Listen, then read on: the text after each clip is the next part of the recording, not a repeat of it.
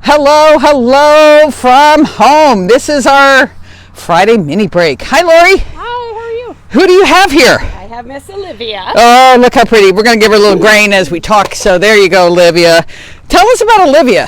Trying to get out of the shadow and staying close. So Miss Olivia came to us from a kill pen. Yep. Not our favorite place to get animals. Right. But, we love, owner surrenders and would rather, if we're going to go to that type of intake, getting them from like a auction would be even better than the kill pen. Yeah, so just to remind everyone, the way this cycle works is a mini donkey, mini horse is bought or somehow ends up in a family. And for some reason, at some point, things go south and the family's no longer able or interested or can take care of them. So if they can't find a home for them, they could end up at the auction. And then from the auction, what we have learned is that kill pens in the South specifically buy them, keep them for a little while, and then try to turn them for a profit. We hate being involved with the kill pens. However, it isn't the little animals' fault. It is people's fault. So we will periodically buy out of the kill pens, and we prefer. So this is the way we prefer. Number one, owner surrender. And the reason why is we get great animals in without trauma or sickness. If we can't do owner surrender, then the next thing we look at is the auctions, specifically local auctions, but even auctions far away like Texas. And if we can't do the auction, or if we're buying in a state like Texas, we need to fill the truck up, so we will also look at kill pens. Mm-hmm. So Olivia is from, do you remember where she came from? Which state? Nope. I don't either. The paperwork. I don't know either. So it's either Louisiana or Texas, probably. Could be Arkansas, could be Florida. It was Texas. It was Texas. With Jasmine. Yep, from Texas as well. Okay. And so how old is she?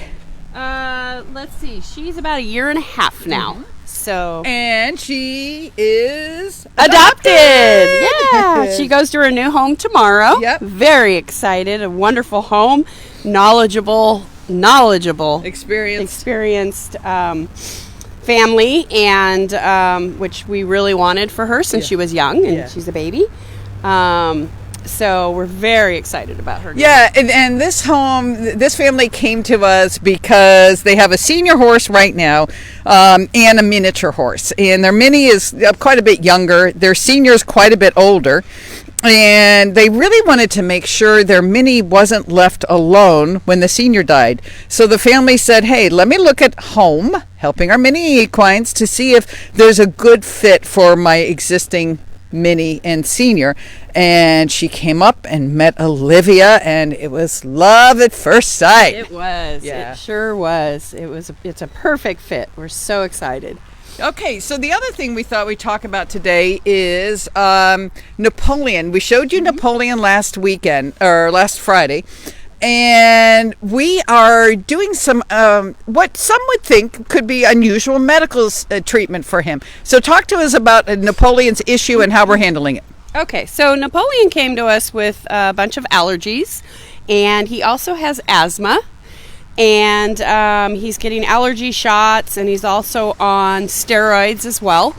And steroids, in minis and all horses actually, is not ideal, but sometimes is necessary.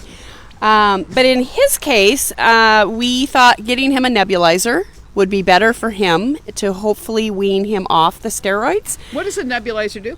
The nebulizer helps open up the bronchial tubes. It delivers the medicine right deep into the lungs so that he can breathe easier. Way better with the nebulizer instead of being on the steroids, which could cause laminitis and all kinds of issues. And luckily, one of our fabulous veterinarian team members is coming out next week to show us how to use it. Because we know, some of us have had experience with nebulizers for humans, but not for horses. So we're going to learn how to do that next week.